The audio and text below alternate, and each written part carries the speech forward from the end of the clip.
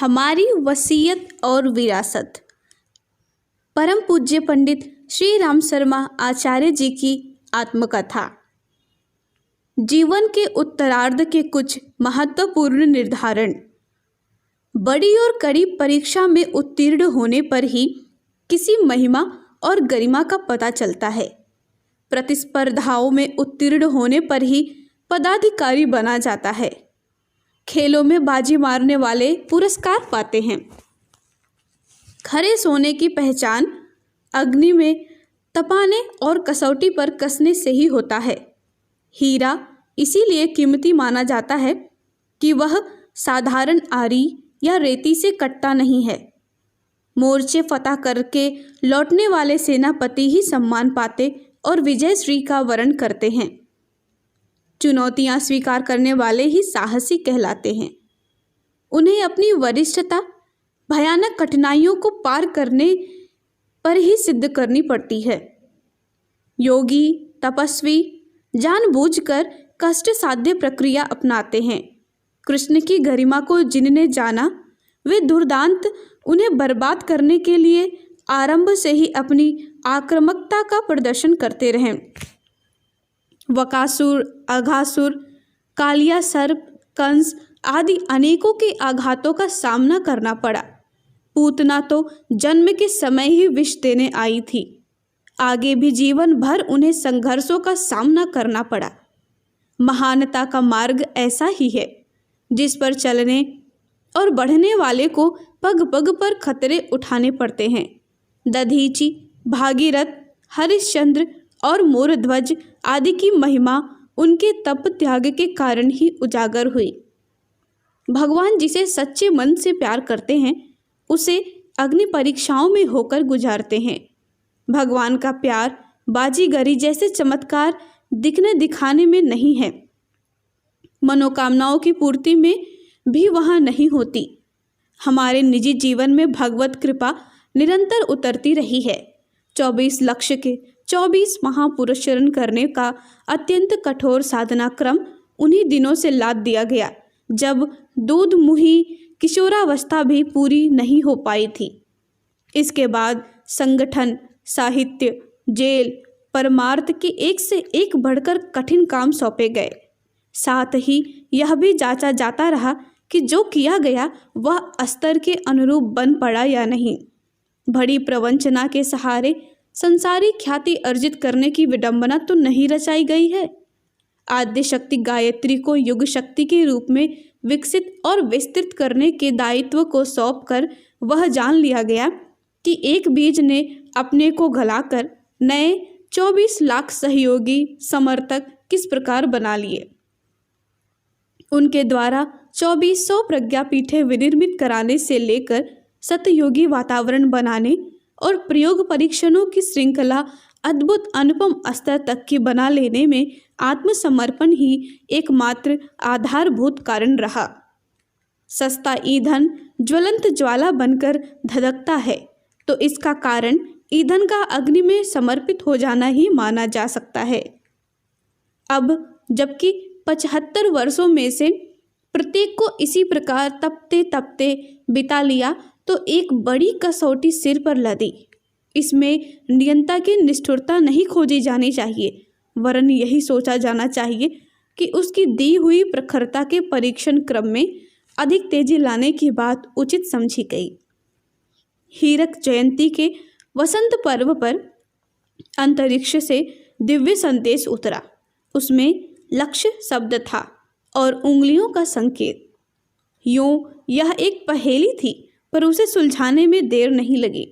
प्रजापति ने देव, दानव और मानवों का मार्गदर्शन करते हुए उन्हें एक शब्द का उपदेश दिया था, द।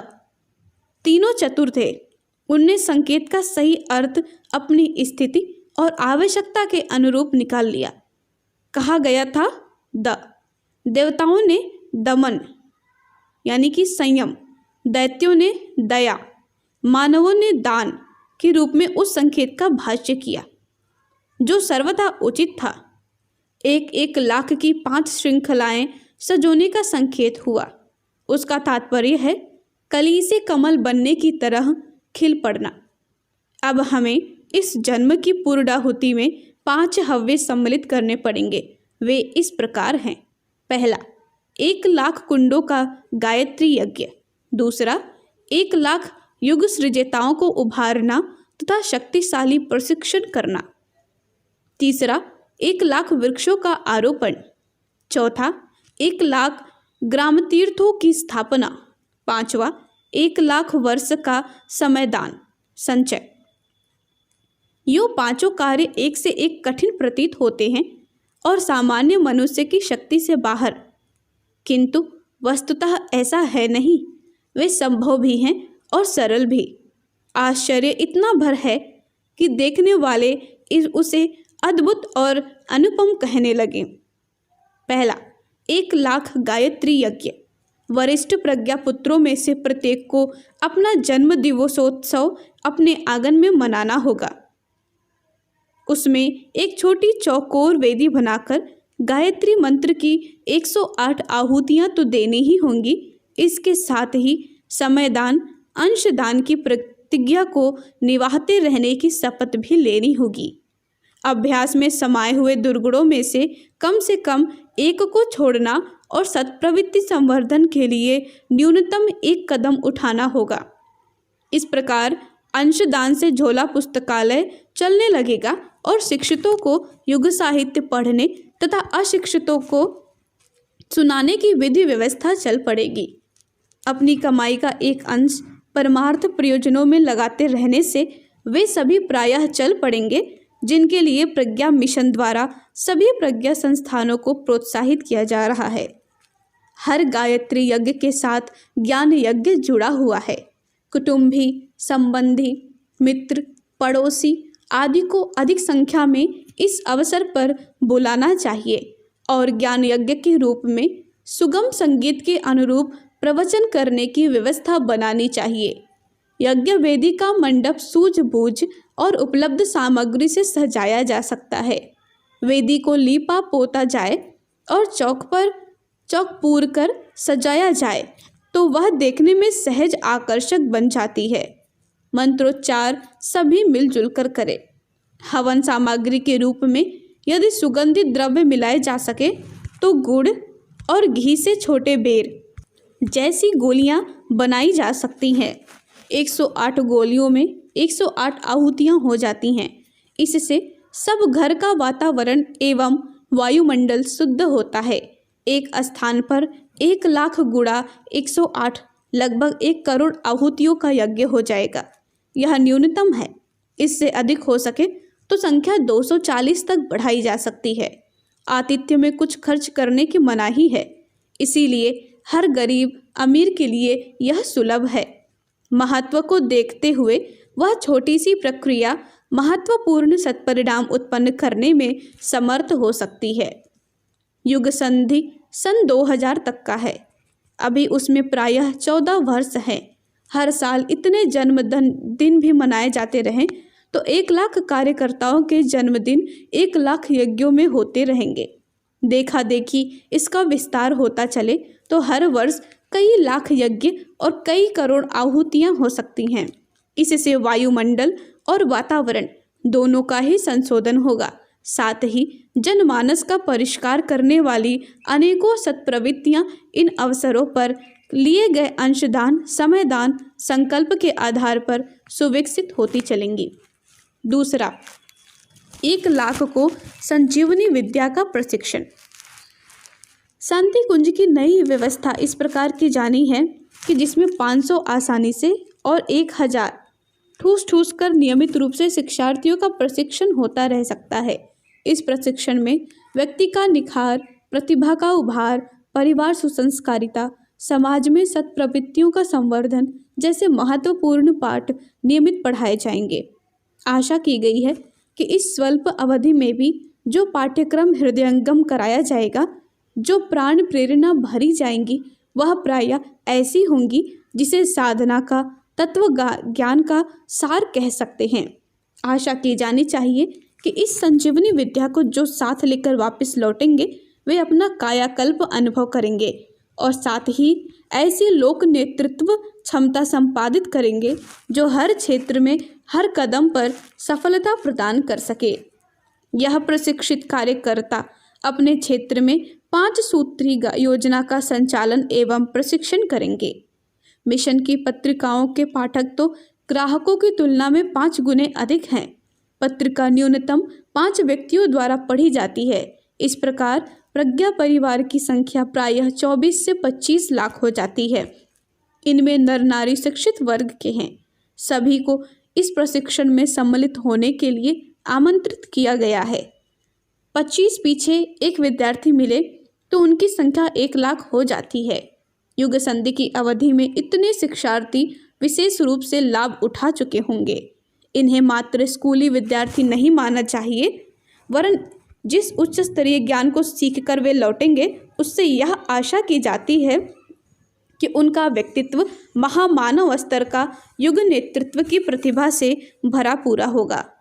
वह शिक्षण मई 1996 से प्रारंभ होता है। क्षमा करें, वह शिक्षण मई 1986 से आरंभ हुआ है।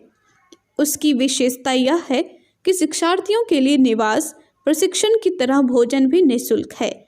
इस मद में स्वेच्छा से कोई कुछ दे तो अस्वीकार भी नहीं किया जाता, पर गरीब अमीर का भेद करने वाली शुल्क परिपाटी को इस प्रशिक्षण में प्रवेश नहीं करने दिया गया है।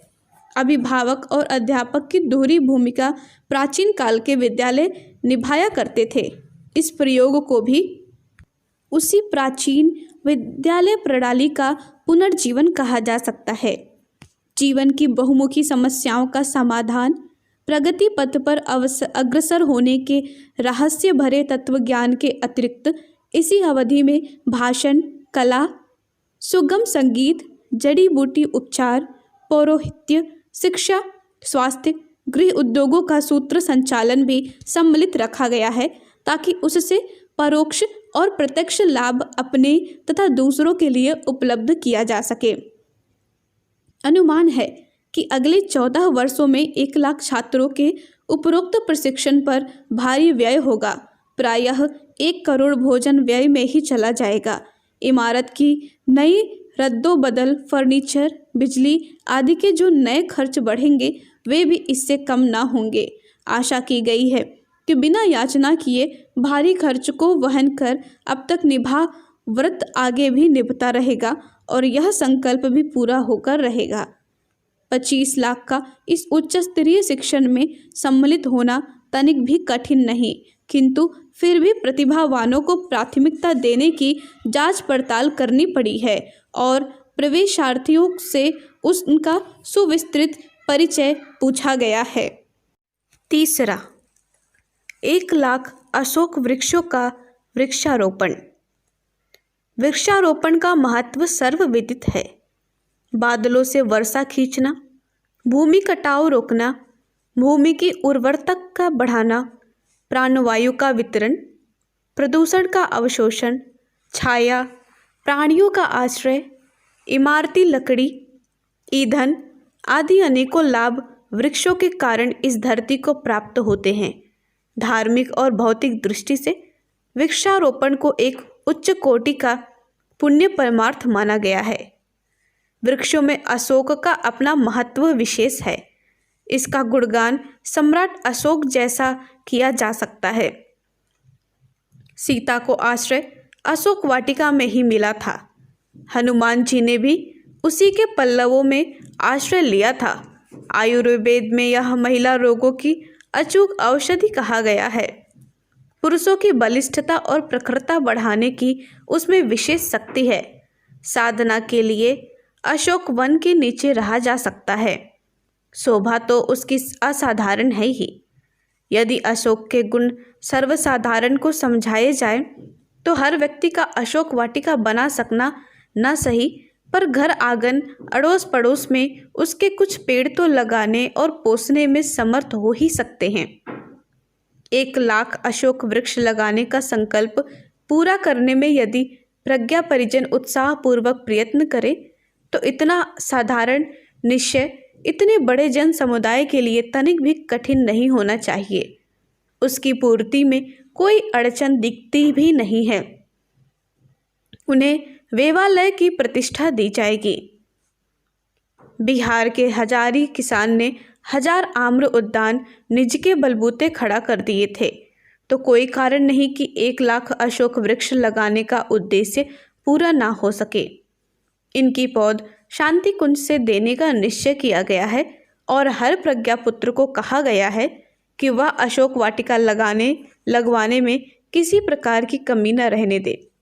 उसके द्वारा वायु शोधन का होने वाला कार्य शाश्वत शास्त्र सम्मत यज्ञ के समतुल्य ही समझें। अग्निहोत्र तो थोड़े समय ही कार्य करता है, पर यह पुनीत वृक्ष उसी कार्य को निरंतर चिरकाल तक करता रहता है। चौथा, हर गांव एक युग तीर्थ।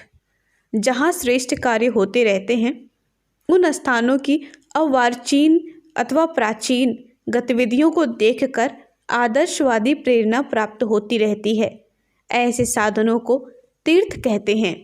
जिन दर्शनीय स्थानों की श्रद्धालु जन तीर्थ यात्रा करते हैं, उन स्थानों एवं क्षेत्रों के साथ कोई ऐसा इतिहास जुड़ा है जिससे संयमशीलता आदि सेवा भावना का स्वरूप प्रदर्शन होता है। प्रस्तुत तीर्थों में कभी ऋषि आश्रम रहे हैं, गुरुकुल आरण्यक चले हैं और परमार्थ संबंधी विविध कार्य होते रहे हैं। इन दिनों प्रख्यात तीर्थ थोड़े ही हैं। वहाँ पर्यटकों की धक्कापेल भर रहती है। पुण्य प्रयोजनों का कहीं अता पता नहीं है।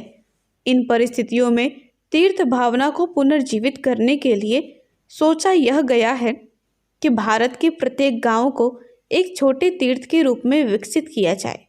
ग्राम से तात्पर्य यहाँ शहरों में द्वेष या उपेक्षा भाव रखना नहीं है, वरन पिछड़ेपन की औसत रेखा से नीचे वाले वर्ग को प्रधानता देना है। मातृभूमि का हर कण देवता है, गांव और झोपड़ा भी। आवश्यकता इस बात की है कि उन पर छाया पिछड़ापन धो दिया जाए और सत्प्रवृत्तियों की प्रतिष्ठापना की जाए। इतने भर से वहाँ बहुत कुछ उत्साहवर्धक, प्रेरणाप्रद और आनंददायक मिल सकता है। हर गांव एक तीर्थ योजना का उद्देश्य है ग्रामोत्थान, ग्राम सेवा, ग्राम विकास। इस प्रचलन के लिए घोर प्रयत्न किए जाएं और उन परिश्रम को ग्राम देवता की पूजा माना जाए। यह तीर्थ स्थापना हुई जिसे स्थानीय निवासी और बाहर के सेवाभावी उद्बोधनकर्ता मिलजुल कर पूरा कर सकते हैं। पिछड़ेपन के हर पक्ष से जूझने और प्रगति के हर पहलू को उजागर करने के लिए आवश्यक है कि गांवों की सार्थक पद यात्राएं की जाएं, जनसंपर्क साधा जाए और युग चेतना का अलख जगाया जाए। हर गांव को एक तीर्थ रूप में विकसित करने के लिए तीर्थ यात्रा टोलियां निकालने की योजना है। पद यात्रा को साइकिल यात्रा के रूप में मान्यता दी है। 4 साइकिल सवारों का एक जत्था पीले वस्त्र धारण किए, गले में पीला झोला लटकाए, साइकिलों पर पीले रंग के कमंडल टांगे प्रवास चक्र पर निकलेगा। यह प्रवास न्यूनतम 1 सप्ताह के, 10 दिन के, 15 दिन के अथवा अधिक से अधिक 1 माह के होंगे, जिनका निर्धारण पहले ही हो चुका होगा। यात्रा जहाँ से आरंभ होगी, एक गोल चक्र पूरा करती हुई वहीं समाप्त होगी। प्रातःकाल जलपान करके टोली निकलेगी। रास्ते में सहारे वाली दीवारों पर आदर्श वाक्य लिखती चलेगी। छोटी बाल्टियों में रंग घुला होगा। सुंदर अक्षर लिखने का अभ्यास पहले से ही कर लिया गया होगा। पहला, हम बदलेंगे युग बदलेंगे। दूसरा, हम सुधरेंगे युग सुधरेगा। तीसरा, नर और नारी एक समान, जाति वंश सब एक समान। वाक्यों की प्रकाशित श्रृंखलाएं जो जहाँ उपयुक्त हो वहाँ उन्हें ब्रुश से लिखते चलना चाहिए। रात्रि को जहाँ ठहरना निश्चित किया गया हो वहाँ संघ घड़ियालों से गांव की परिक्रमा लगाई जाए और घोषणा की जाए कि अमुक स्थान पर तीर्थयात्री मंडल के भजन कीर्तन होंगे। गांव में एक दिन के कीर्तन में जहां सुगम संगीत से उपस्थित जनों को आह्लादित किया जाएगा, वहां उन्हें यह भी बताया जाएगा कि गांव को सज्जनता और प्रगति की प्रतिमूर्ति बनाया जा सकता है। प्रौढ़ शिक्षा, बाल संस्कार शाला, स्वच्छता, व्यायामशाला, घरेलू शाक वाटिका, परिवार नियोजन, नशाबंदी, मितव्ययिता, सहकारिता, वृक्षारोपण आदि सत्प्रवृत्तियों की महिमा और आवश्यकता बताते हुए यह बताया जाए कि इन सत्प्रवृत्तियों को मिलजुल कर किस प्रकार कार्यान्वित किया जा सकता है और उन प्रयत्नों का कैसे भरपूर लाभ उठाया जा सकता है। संभव हो तो सभा के अंत में उत्साही प्रतिभा वाले लोगों की एक समिति बना दी जाए जो नियमित रूप से समयदान, अंशदान देकर इन सत्प्रवृत्तियों को कार्यान्वित करने में जुटे। गांव की एकता और पवित्रता का ध्वज अशोक वृक्ष के रूप में दूसरे दिन प्रातःकाल स्थापित किया जाए। यह देव प्रतिमा उपयोगिता और भावना की दृष्टि से अतीव उपयोगी है। इन आंदोलनों का 1 लाख गांव में विस्तार हेतु शांति कुंज ने पहला कदम बढ़ाया है। इसके लिए संचालन केंद्रों की स्थापना की गई है। वहां 4-4 नई साइकिलें, 4 छोटी बाल्टियां, बिस्तरबंद, संगीत उपकरण, साहित्य आदि साधन जुटाए गए हैं। इनके सहारे यात्रा की सभी आवश्यक वस्तुएं एक ही स्थान पर मिल जाती हैं और कुछ ही दिनों की ट्रेनिंग के उपरांत समयदानियों की टोली आगे बढ़ चलती है। कार्यक्रम की सफलता तब सोची जाएगी जब कम से कम एक नैष्ठिक सदस्य उस गांव में बने और समयदान और अंशदान नियमित रूप से देते हुए झोला पुस्तकालय चलाने लगे। यह प्रक्रिया जहां भी अपनाई जाएगी वहीं एक उपयोगी संगठन बढ़ने लगेगा और उसके प्रयास से गांव की सर्वतोमुखी प्रगति का उपक्रम चल पड़ेगा। यही है तीर्थ भावना, तीर्थ स्थापना।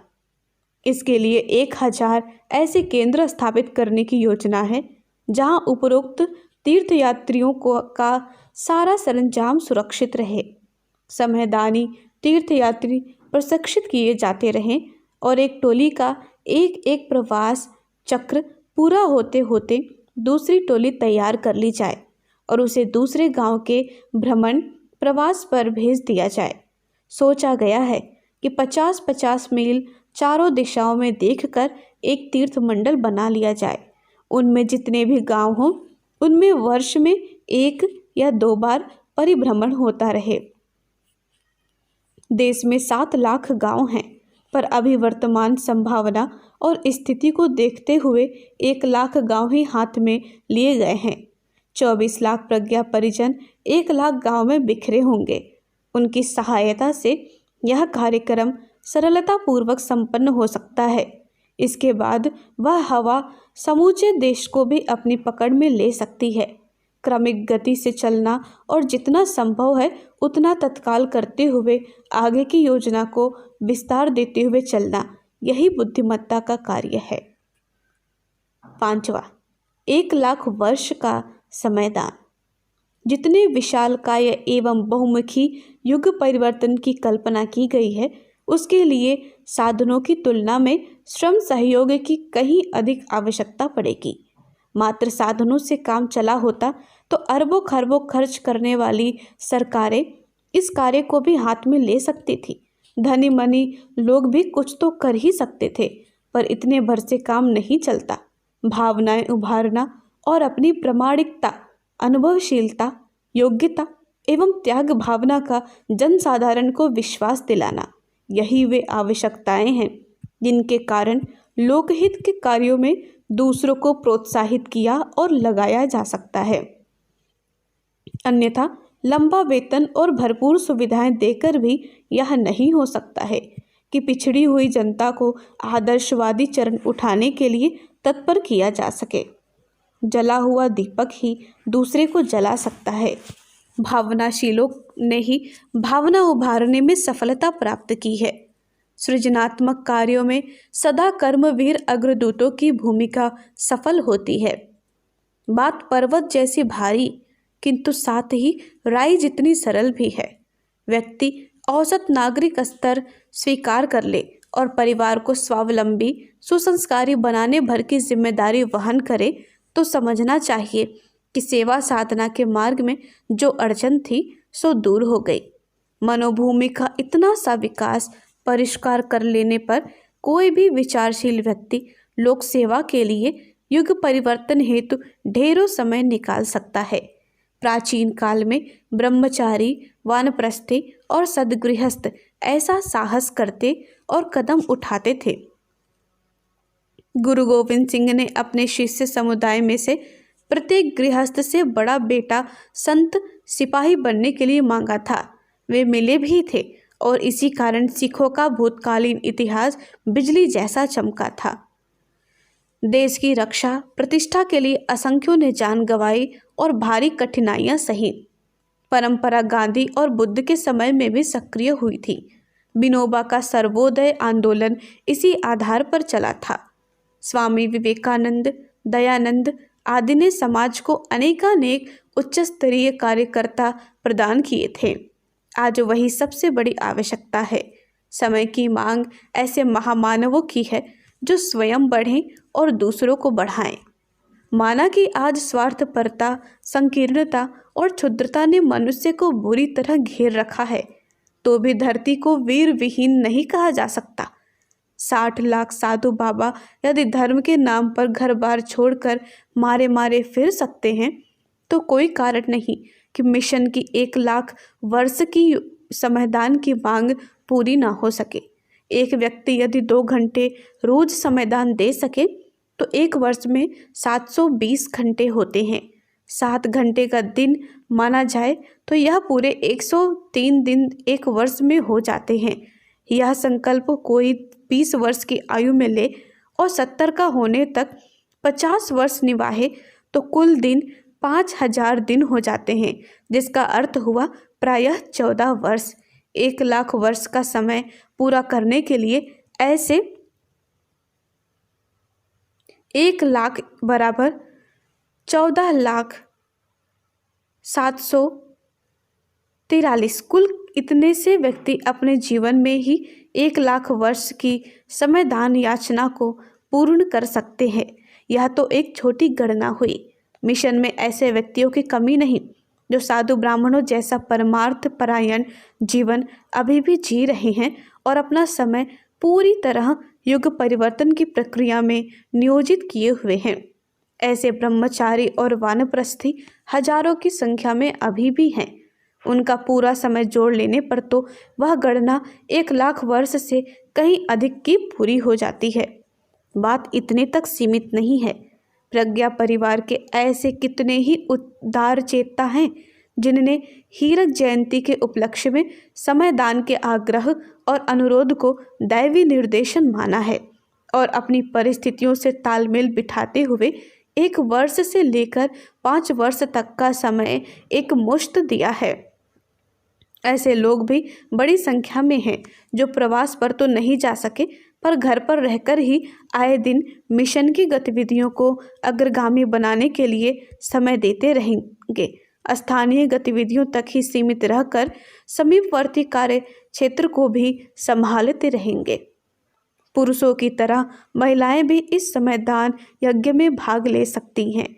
शारीरिक और बौद्धिक दोनों ही प्रकार के श्रम ऐसे हैं जिन्हें अपनाकर वे महिला समाज में शिक्षा संवर्धन जैसे अनेकों काम कर सकती हैं। अशिक्षित महिलाएं तक घरों में शाक वाटिका लगाने जैसा काम कर सकती हैं। जिनके पीछे पारिवारिक जिम्मेदारी नहीं है, शरीर से स्वस्थ, मन से स्फूर्तिवान हैं, वे शांति कुंज के भोजनालय विभाग में काम कर सकती हैं और यहाँ के वातावरण में रहकर आशातीत संतोष भरा जीवन बिता सकती हैं। कार्यक्रमों में प्रचारात्मक, रचनात्मक और सुधारात्मक अनेक कार्य हैं जिन्हें घर से बाहर रहते हुए परिस्थितियों के अनुरूप कार्यान्वित किया जा सकता है। प्रचारात्मक स्तर के कार्य पुस्तकालय, ज्ञान रथ, स्लाइड प्रोजेक्टर प्रदर्शन, टेप रिकॉर्डर से युग संगीत एवं युग संदेश को जन जन तक पहुंचाना, दीवार पर आदर्श वाक्य लिखना, साइकिलों वाली धर्म प्रचार पद यात्रा योजना में सम्मिलित होना, संगीत, साहित्य, कला के माध्यम से बहुत कुछ हो सकता है। साधन दान से भी अनेक सत्प्रवृत्तियों का पोषण हो सकता है। रचनात्मक कार्यों में प्रौढ़ शिक्षा, पुरुषों की रात्रि पाठशाला, महिलाओं की पाठशाला, बाल संस्कारशाला, व्यायामशाला, स्वच्छता संवर्धन, वृक्षारोपण आदि। सुधारात्मक कार्यों में अवांछनीयता, अनैतिकता, अंधविश्वास आदि का उन्मूलन प्रमुख है। जातिगत ऊंच नीच, पर्दा प्रथा, दहेज, फैशन के नाम पर अपव्यय, बाल विवाह आदि के उन्मूलन में सामर्थ्यभर प्रयत्न करना। इसके अतिरिक्त शारीरिक, मानसिक, आर्थिक, पारिवारिक, सामाजिक, धार्मिक, सांस्कृतिक, साहित्यिक क्षेत्रों से संबंधित अनेक कार्यक्रम हैं जिन्हें कार्यान्वित करने के लिए हर क्षेत्र और हर स्थिति में गुंजाइश है। जिन्हें नव सृजन के लिए समय देना है, उन्हें अपनी योग्यता एवं परिस्थिति के अनुरूप कोई काम चुन या पूछ लेना चाहिए। यह सभी कार्य प्रगति प्रयास समयदान से संबंधित है। एक व्यक्ति का 1,00,000 वर्ष का समय यूँ सुनने कहने में बहुत अधिक प्रतीत होता है, किंतु जब सब परिजन मिलकर इसकी पूर्ति करने पर कटिबद्ध होते हैं तो हर परिजन के लिए हिस्से में थोड़ा ही आता है। बड़े अनुदान, बड़े वरदान। फुंसी का मवाद घरेलू सुई चुभोकर भी निकाला जा सकता है, पर मस्तिष्क या हृदय में घुसी गोली को निकालने के लिए कुशल सर्जन और बहुमूल्य उपकरणों की जरूरत पड़ती है। मकड़ी का पेट एक मक्खी से भर जाता है, पर हाथी को मनो गन्ना रोज चाहिए। घोंगे जलाशय की तली में जा बैठते हैं, पर समुद्र सोखने के लिए अगस्त्य ऋषि जैसे चुल्लू चाहिए।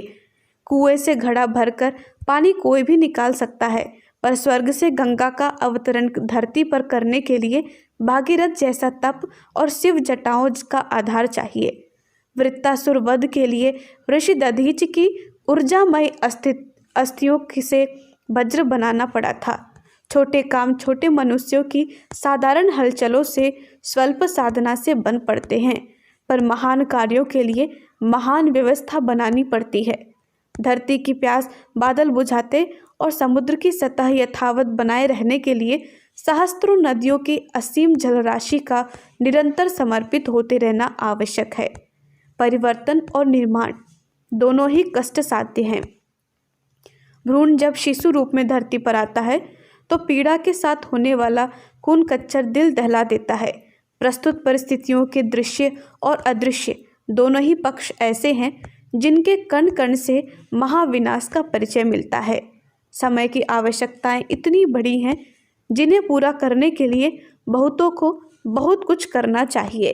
विनाश से निपटने और विकास प्रत्यक्ष करने के लिए असामान्य व्यक्तित्व, असामान्य कौशल और असीम साधन चाहिए। इतने असीम जिन्हें जुटा सकना किसी व्यक्ति या समुदाय से कठिन है। उस सारे सरंजाम का जुटाना मात्र परमेश्वर के हाथ है। हाँ, इतना अवश्य है कि निराकार को साकार जीवधारियों में नियोजित रणनीति की और कौशल भरी व्यवस्था की आवश्यकता पड़ती है, सो भी परिमाण में।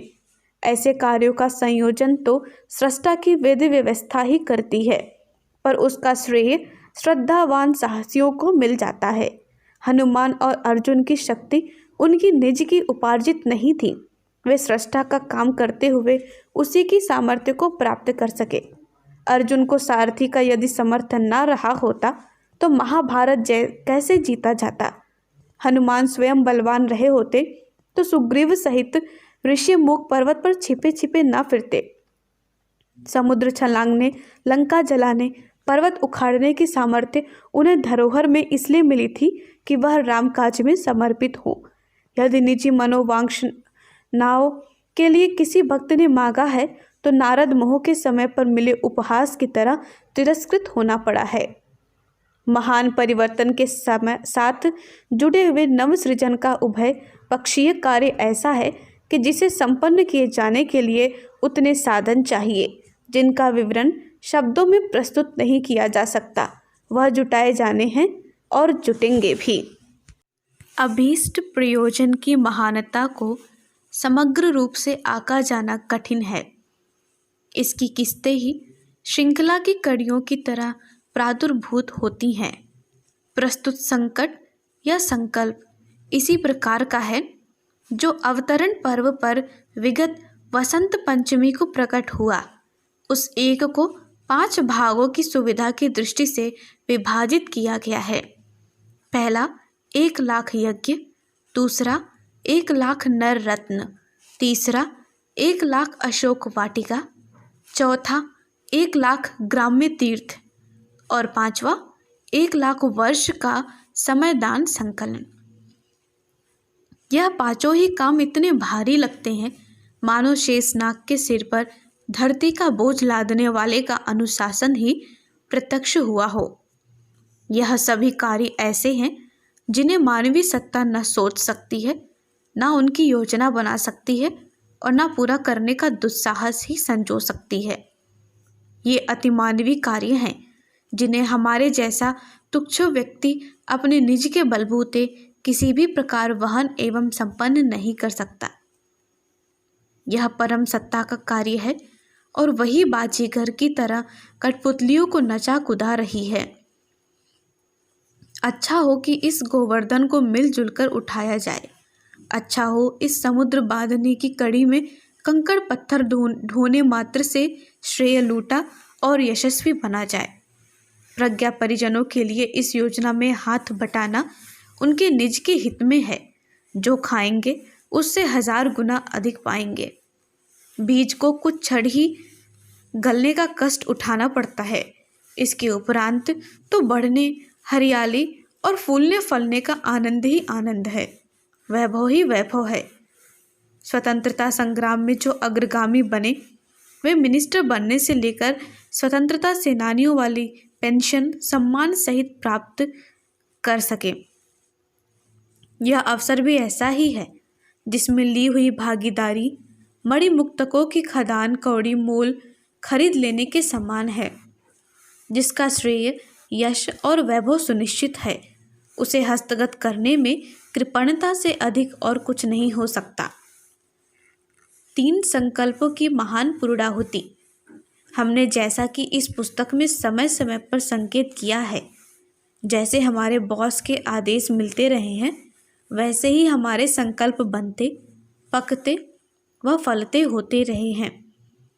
सन 1986 वर्ष का उत्तरार्ध हमारे जीवन का महत्वपूर्ण सोपान है। इस वर्ष के समापन के साथ हमारे 75वें वर्ष की हीरक जयंती का वह अध्याय पूरा होता है जिनके साथ 1-1 लाख के 5 कार्यक्रम जुड़े हुए हैं। उसकी पूर्णाहुति का समय भी आ पहुंचा है। अखंड ज्योति पत्रिका, जो इस मिशन की प्रेरणा पुंज रही है, जिसके कारण यह विशाल परिवार बनकर खड़ा हो गया है, अपने जीवन के 50वें वर्ष में प्रवेश कर रही है। उसकी स्वर्ण जयंती इस उपलक्ष्य में मनाई जा रही है। 3 वर्ष से हमारी सूक्ष्मीकरण साधना चल रही है।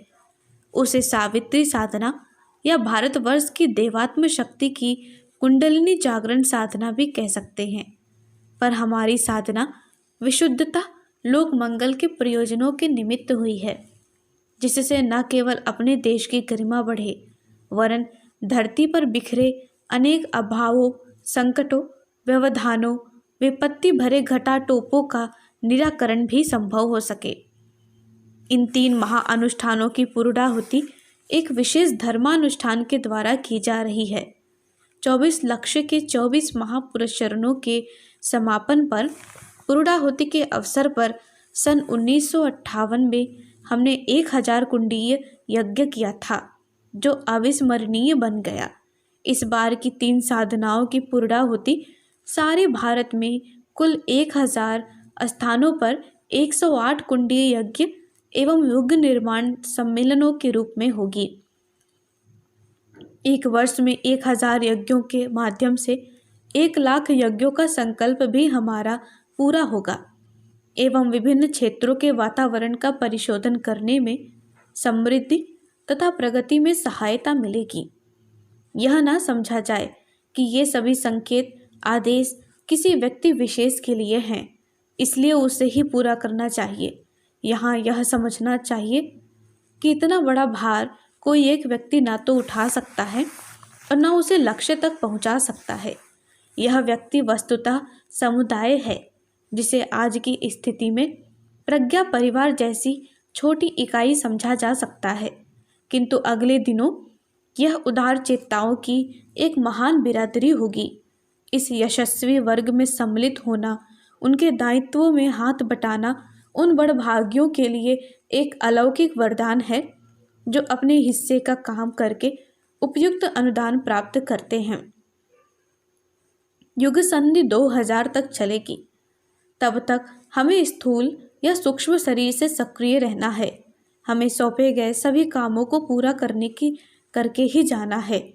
परिजन अब तक के सभी महत्वपूर्ण कार्यों में साथ देते, हाथ बटाते और कदम से कदम मिलाकर चलते रहे हैं। विश्वास किया गया है कि इस अग्नि परीक्षा की घड़ी में वे साथ नहीं छोड़ेंगे, मुंह नहीं मोड़ेंगे। इस श्रेय साधना में सभी प्राणवानों की बराबर की भागीदारी रहेगी। आत्मीय जनों से अनुरोध एवं उन्हें आश्वासन। यह हम अगले अध्याय में पढ़ेंगे। तब तक के लिए धन्यवाद। ओम शांति।